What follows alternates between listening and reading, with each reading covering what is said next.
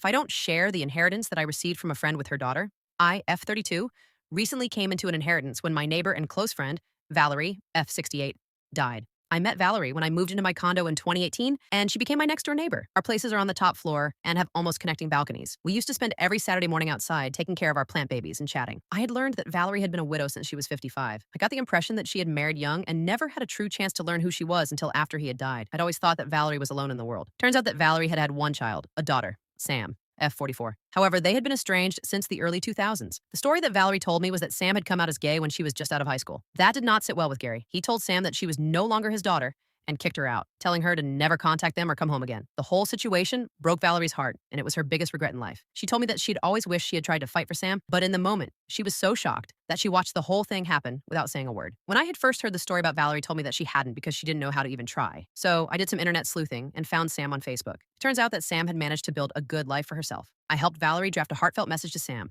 Valerie apologized for everything and told Sam how much her perspectives had changed over the years. Valerie also asked if they could try and build a new relationship. We sent the message and saw that Sam had seen and maybe read the message, but Sam never responded. About a month ago, I got home from work to find Valerie passed away on her balcony. She had suffered an embolism. I sent the link to her obituary and memorial page to Sam. I didn't see Sam at the funeral. There was a lawyer handling all of Valerie's affairs. I thought that I would simply grieve the loss of my friend and eventually would have a new neighbor. I never expected me to be the only person who Valerie left in her will, let alone to have been left everything. A few days ago, Sam messaged me.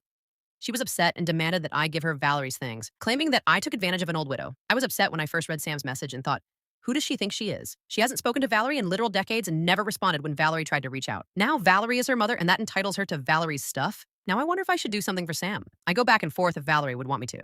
Valerie knew where Sam was, so she could have included Sam somehow. The lawyer I talked to said that the inheritance is completely mine and that Sam has no claim, but should I give Sam something?